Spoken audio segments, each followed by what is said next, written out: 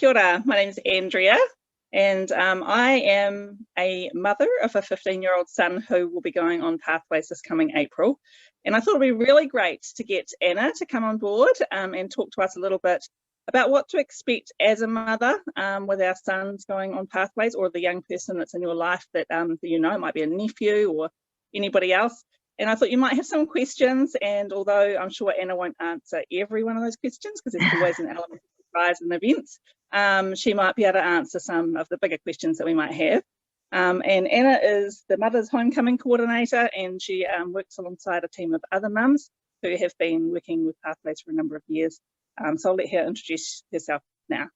Thanks, Anna. Hi, everyone.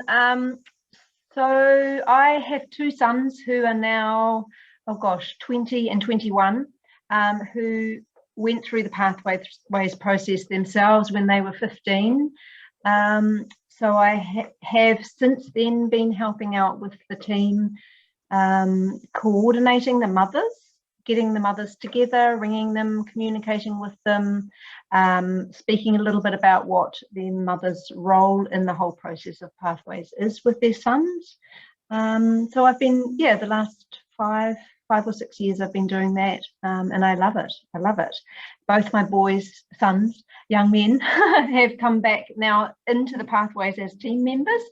So they are training as youth leaders within the program, which is an awesome extension that they offer. After they've done the Pathways camp themselves, then they can go back and assist on that if they wish to do that. And it's been a real blessing for both of them to be able to go back and help out with the men on the team. Yeah. So thank you. That's awesome. I think that, like, sometimes when people think about Pathways to Manhood, they think of it being a program for maybe their sons and the fathers. That's initially what I thought it might have been as well. So I was quite surprised to hear that the mums were so involved as well. So is this just for fathers and sons, or is it a whole family program? Oh, it's definitely a whole family program. It's important, I think, that the whole family, if it's possible, to embrace this process that their sons are going through. And the mothers play an important role. At the end of the program, we have on the last day what's called a homecoming ceremony, and the mothers and siblings and family members are invited along to this the end day to welcome their son back from the camp. So this day is really important for all the family members that want to come along and join in, participate in. That is great. The more the merrier. Also, the mothers, there's a big process, I think, that the mothers go through.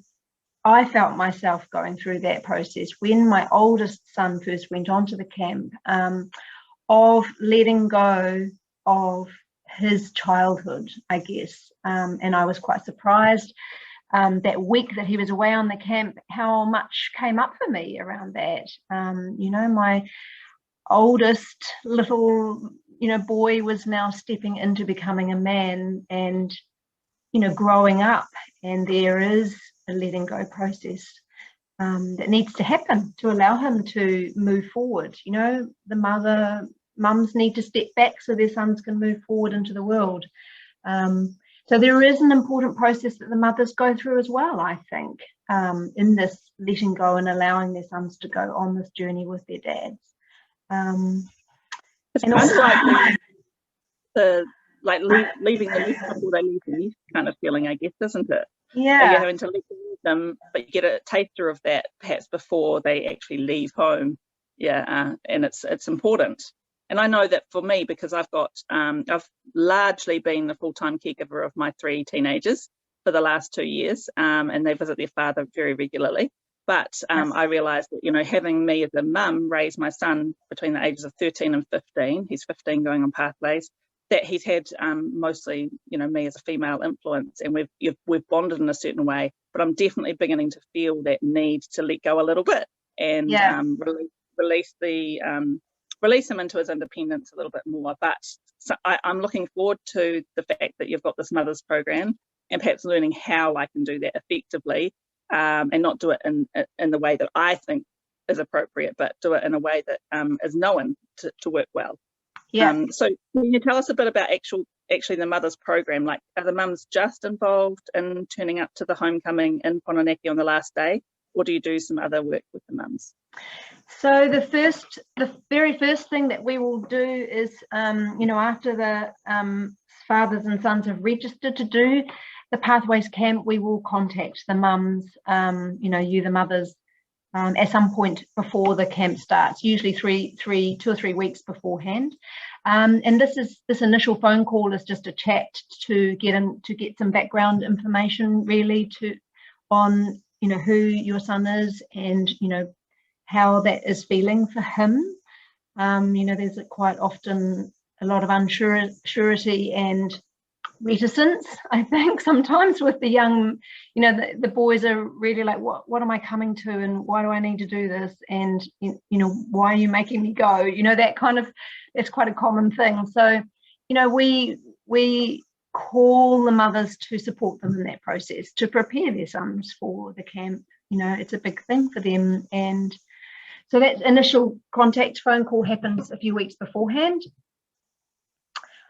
And then on the first day of the camp, when your son and their dad goes away up to Whanganui, we meet that evening in Auckland usually.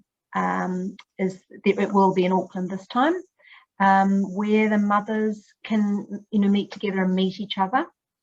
We have maybe a shared meal, some soup or something like that, and sit and have a chat really, and answer any questions that you might have, to the best of our ability.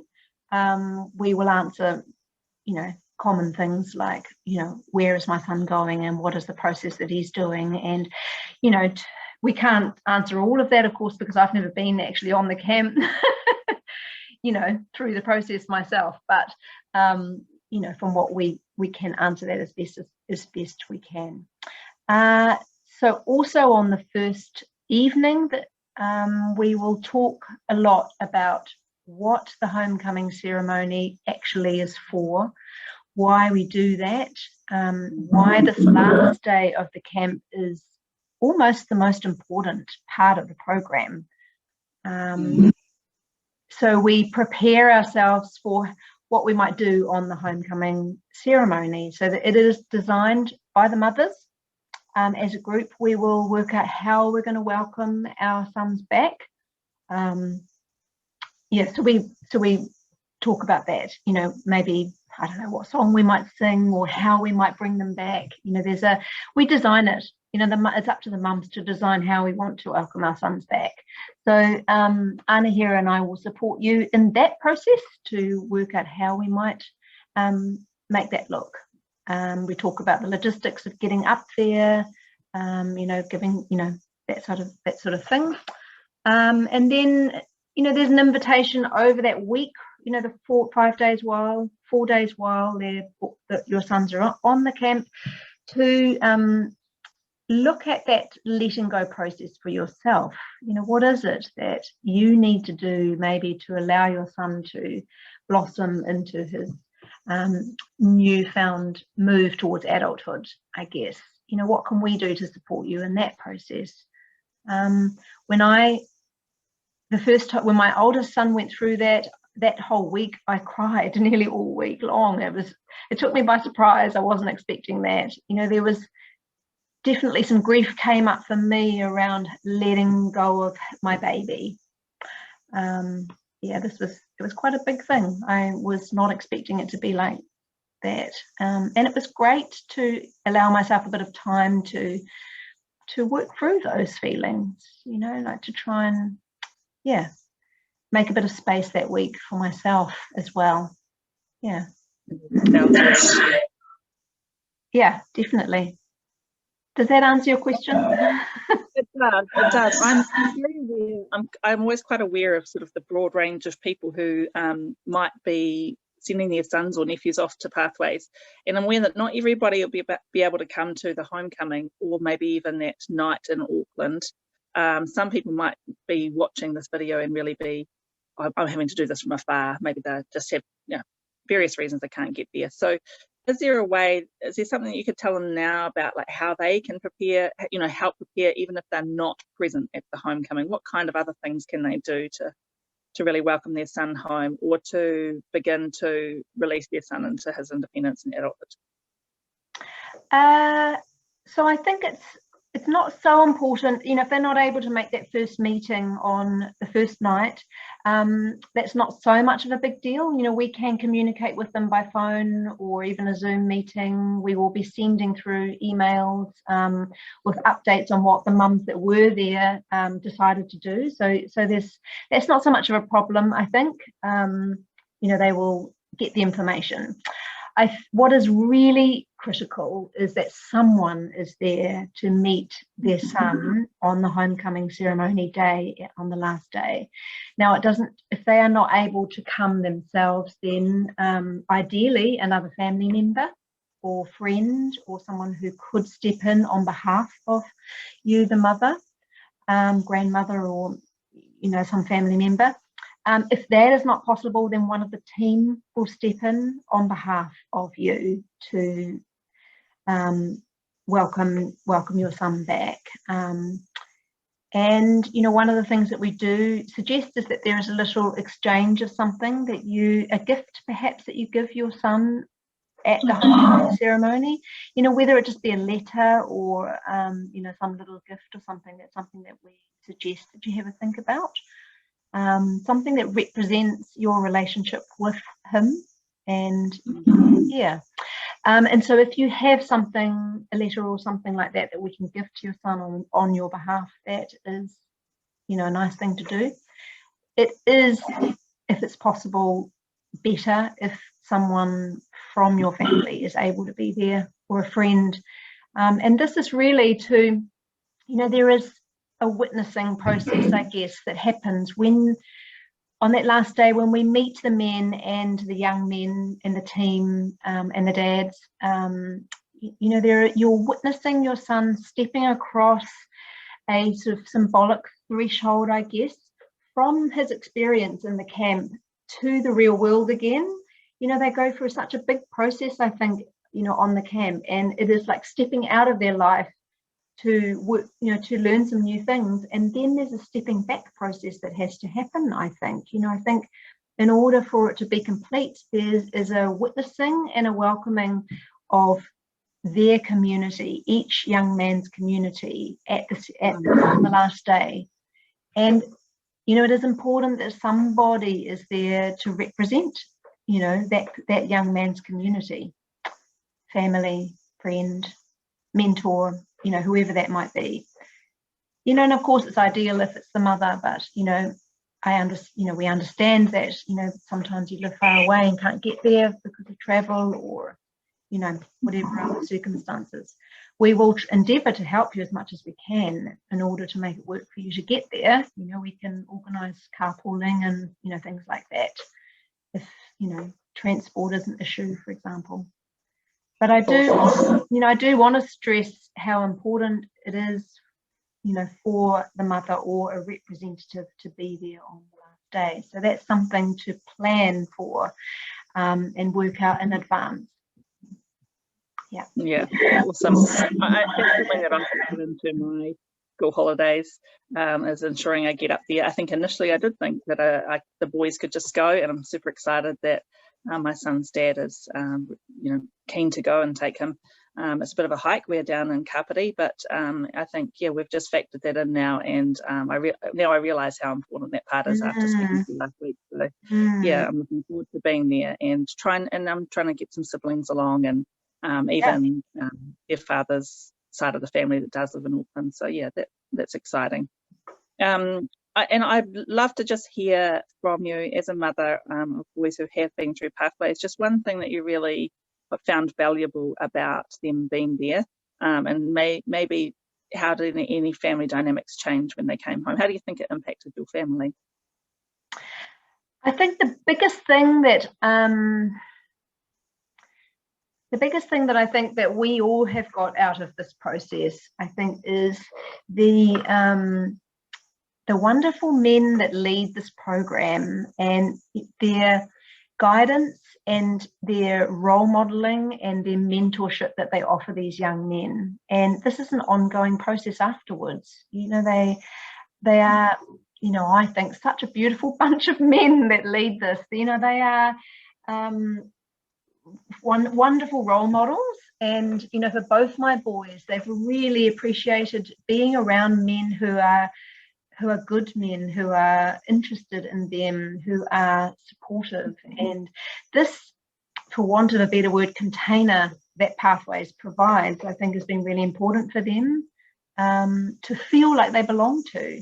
You know, they form like on the camp, it's like a village. You know, it's like, you know, there are all ages of men there, you know, and they have a complete community. And my boys have really enjoyed being a part of this community, and that's extended on after the Pathways camp is finished. So I feel very thankful and blessed that they have great role models, you know, in their life now. What I noticed after coming back from the camp was different for each of them because they're quite different personalities. But I think what I noticed initially was more of a sense of knowing themselves.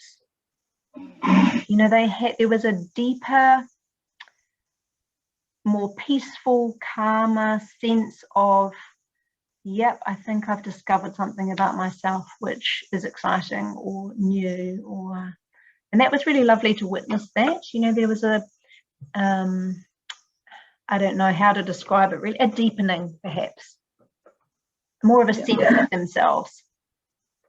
Which was quite powerful to, you know, to witness.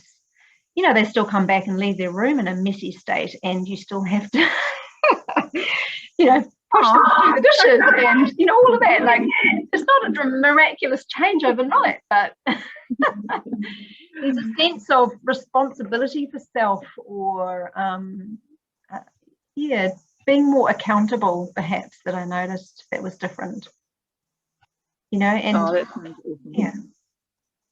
Yeah, I think I've always taken great pleasure in watching and orchestrating for my son to spend time with other men. Sometimes I'm quite intentional about reaching out to men and them coming alongside him. And even I know, like, there's one guy down the road, he's worked with young people, and he does like metal work, and he makes things like pokers for the fire and marshmallow sticks for the fire out of metal.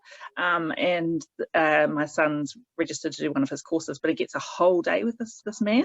And I kind of think to myself, you know, like, we get little snippets, even like coaching and sports, we get an hour or 2 hours, but it's the idea of him having 3 nights and 4 days with not just his father, but the wisdom of all these other men. And there's other boys, and he sees that he's just the same. Like, I get the sense that he's going to feel like more of an equal, that there's no one kind of better or less than him, but you're all just in this camp style village, talking about things that are important to them, and then men sharing from their mistakes and the wisdom that they've gone before. And so I'm excited about it being such a intense and concentrated amount of time that it gets with men. It's not just kind of a fleeting kind of bit of input. Just listening to you today just gives me more excitement as well around how it's not just an experience for the boys, but we're going to benefit from it and grow and be part of their experience as well. So, I'm looking forward to it. Yeah, totally. I think there's something that that's really missing in our modern society.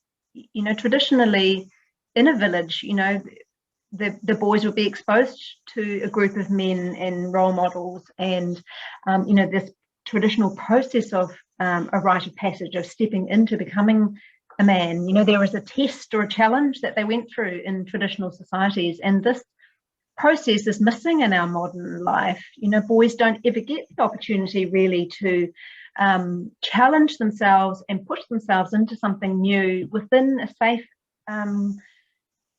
supported environment. You know, they will often do it in other ways, like driving cars really fast, or drinking lots of alcohol, or taking risks in other ways which are not particularly healthy.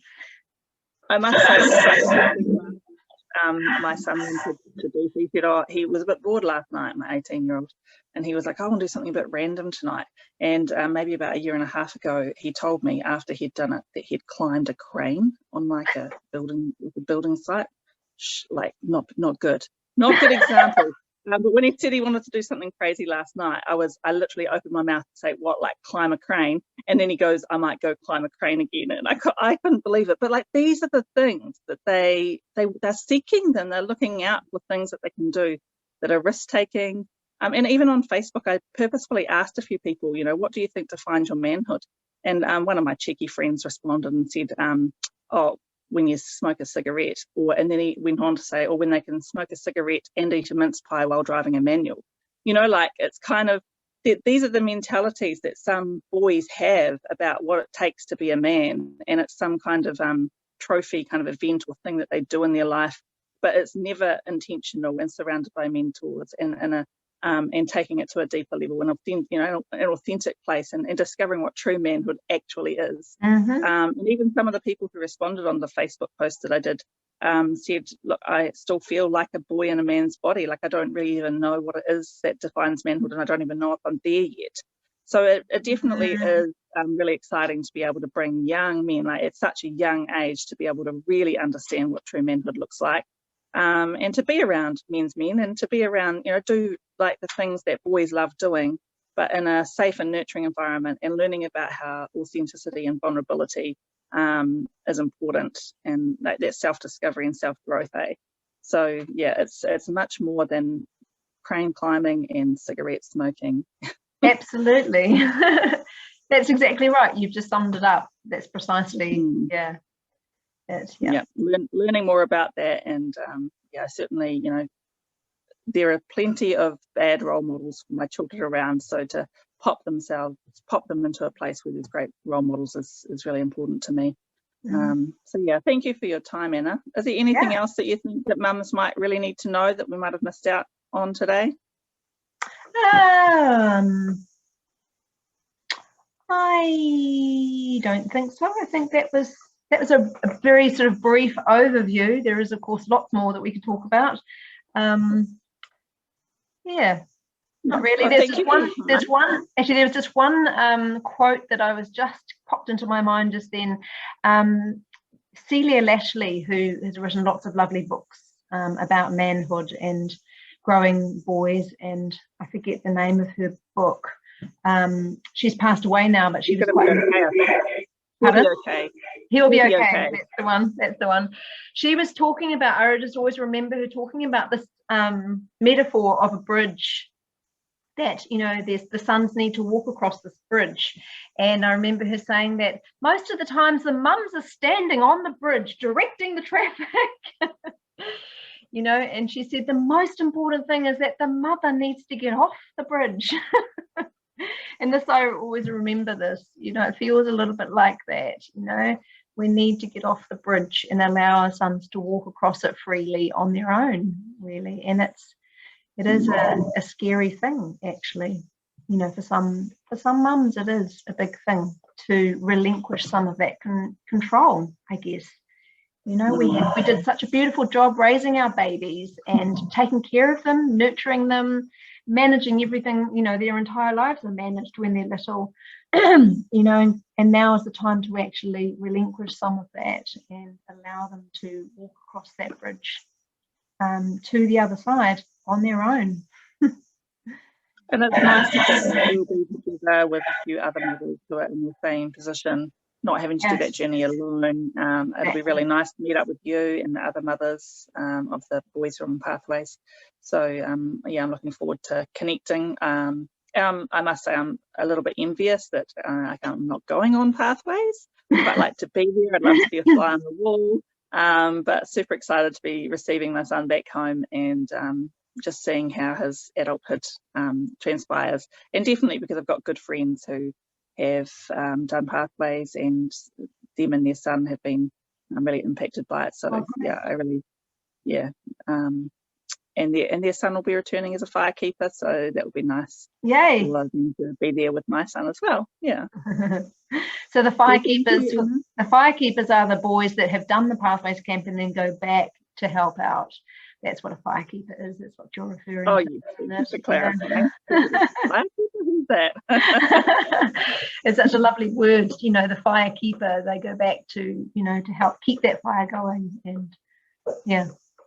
And it's like I say, it's the continuation of the mentorship, isn't it? Yeah. So it's not like you just go to Pathways once and then kind of left to fend for yourself, but there's always opportunities to grow right through the Pathways program, which I really like. That's right. To be of service. I think that's one of the main you know, themes of going back is the the opportunity to be of service. Yeah. Awesome. Well, thank you, Anna. Enjoy the rest of your Saturday. Our family are off to see 660 tonight at the Sky Stadium. It's my first concert and the kids' first concert. Really? And my daughter was super excited because she told 660 how much she was looking forward to seeing them tonight at her first concert, and they replied with a love heart. Oh. 660 replied to me. It's exciting. Oh, have fun. Yeah, thank you. You're welcome. Take care. You're welcome. Bye-bye. See ya.